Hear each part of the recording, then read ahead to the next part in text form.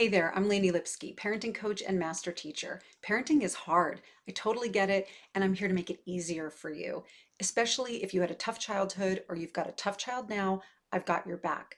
So take a deep breath, relax, and check out this clip from my coaching group this week. And remember to hit like and subscribe if you like my vibe. Let's get started.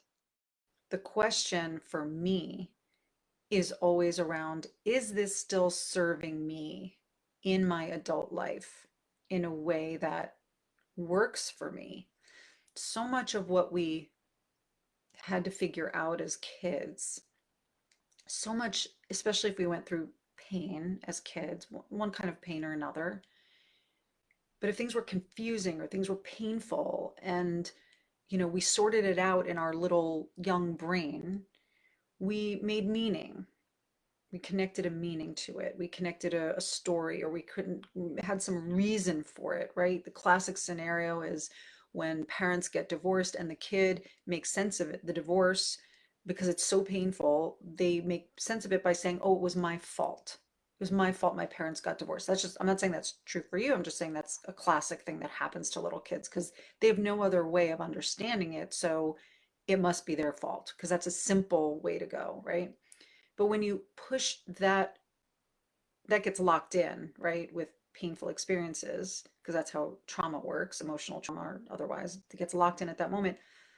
And so if the belief continues throughout that person's life as they get older, they may believe that when somebody leaves them or when a relationship ends, any relationship ends or anything ends, a job, whatever, it's their fault also because they've never questioned the original belief that was locked into place, that the seed that was planted at that painful moment in time. So the question to me is less about, is it normal for things to change? I know that's your question. And so, yes, it is normal for it to change based on experience. And the more interesting inquiry is this still serving me? And if this belief is still serving me, okay, great. Like no problem, no harm, no foul. But if a belief that we have been holding for so long, or a way of thinking about things that we've been holding on to for so long is creating problems in our current life, keeping us from being close to people, or making us more judgmental than we want to be, or making us just more irritable than we want to be, or less successful than we want to be, or less aligned and graceful in our own lives and light and happy, then that's worth looking at and unpacking what those beliefs are.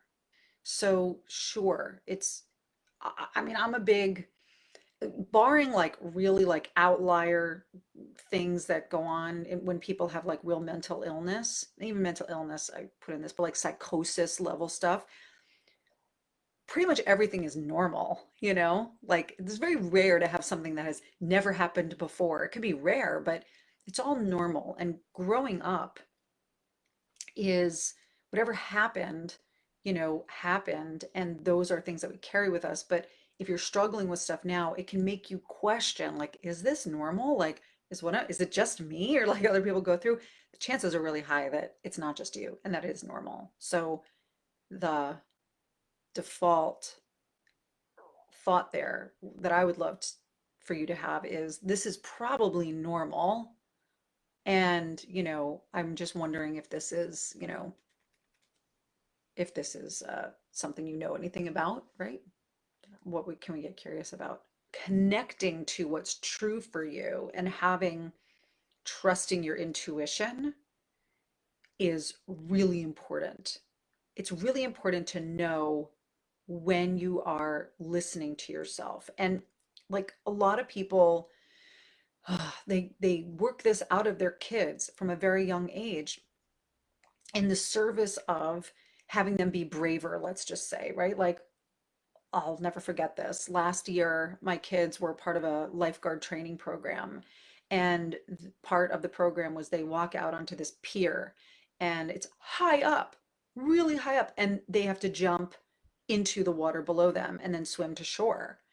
And it's a big deal. It's a really big deal. And um, my kids, they both did it. If they didn't want to do it, I would have been just as proud of them. But there was one kid, everybody else was going, everybody else was going. This one kid really, he was like shaking and he really didn't want to do it. And I'm thinking to myself, oh my God, like I don't want him to do it. I want him to listen to himself, even though it's everyone else is fine and he would probably be fine. Like so much more important to listen to himself. His dad, on the other hand, didn't feel that same way. And his dad was yelling, he's like, you can do this, don't be a wimp. And his dad was so disappointed with his kid when he marched his kid off that bridge and the pier. And the kid was probably 10. And I know that the dad wanted him to do it because he knew the chances were really high that the kid would be fine and the kid would feel better about himself after he did it, or whatever. This dad took it so personally. And he was so mad at his son. And I wanted to just put my arms around them and say, like, I'm so like, what a brave thing that your son just did by not doing the thing that everybody else was doing and that everybody was pushing him to do. And he really listened to himself. Like, I get chills talking about that right now. Like, what amazing bravery to say, no, this is not for me in the face of everybody else saying yes, right? Like, who was the braver kid there? The kid who probably felt the way he did and did it anyway, or him who was like, I'm not doing it, right? I don't know. And I don't judge either way, but I just wanted that dad and that son to feel proud of his decision and to feel okay with listening to himself. That's what my wish was for them on that day. When people do this when kids are younger, their kid is afraid of going down the slide and they're like, well, he's really scared and should he do it scared? There's a whole like hashtag out there, do it scared, don't let fear stop you. Well, I don't know about that. If a kid is really scared, isn't that listening to his or her inner voice? Isn't that listening to their strength of fear? And could they then do other things that are less scary and build up to that? Sure. And maybe they're the kid who's just who's more cautious. Isn't that learning to listen to their inner voice and trusting themselves to say, like, that's too scary for me? I know up here that I'll be fine if I go down that slide. I see all the kids going down. All, the parents are like, see, Johnny's going down and Sarah's going down and Olivia's going down. You can do it too.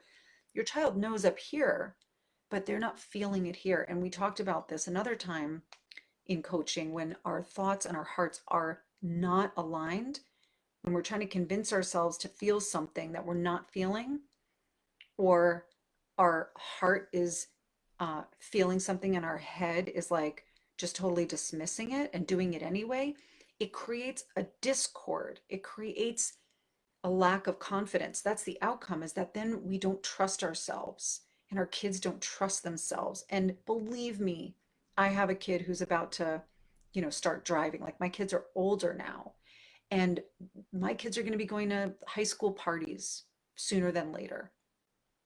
I want my kids to know, if they're feeling something, to trust their instincts. And if we start talking them out of their instincts early on, where does that lead them later on? It leads to a person who's like, you've been around these people as adults, right? I don't know what I want. When you go out to dinner with them, I don't know what I like. I don't know if this looks good on me. I don't know what to do. I'll just go along with whatever because they don't know. So you want your kids to be the kid at the party who's like, just because everybody else is like getting drunk right now and then hopping into their cars or whatever they're doing, doesn't mean I have to do it. You want that kid to be like, I know what it feels like to say no and to not do it when everybody else is, and everybody else is egging me on. So you go high school party, the college party, when everyone's like, chanting and having them drink or do stupid hazing stuff for frats, you want your kid to be the one who's like checking with themselves, no. Or yes. Like, if it's a yes, to do something hopefully not not dangerous or stupid, um, but to know where they stand and to go with that and not be so easily swayed. Think about all the times when our kids are younger and you see, we're told to do this. We're told to do this as parents, to say, to our kids if they're not joining the group to be like, look, everybody else is going over and whatever, swimming. Don't you want to swim? Don't you want to be doing what the whole group is? Like, why? Why would we teach that to our kids from so early on? Unless your child is really like has social difficulties and you're trying to get them more and more engaged with social situations, it's a different story. But in general, like, why? Why do we talk our kids out of their instincts from a young age? And then we wonder why they don't have a sense of who they are as they get older. It makes it makes no sense for us to do that, but it makes sense how we accidentally raise insecure kids, not knowing where they stand. I really hope this video was helpful to you. Feel free to share it and use the comments to ask a question or to request a topic for the future. We've got links below for free support with things like discipline, teaching your kids how to be more gritty, and how to be more patient with your kids, plus access to my free coaching group. So be sure to check those links out. And remember, we get one shot at parenthood. Our kids only get one shot at their childhood, so let's make it count. Click like and subscribe, and I'll see you soon.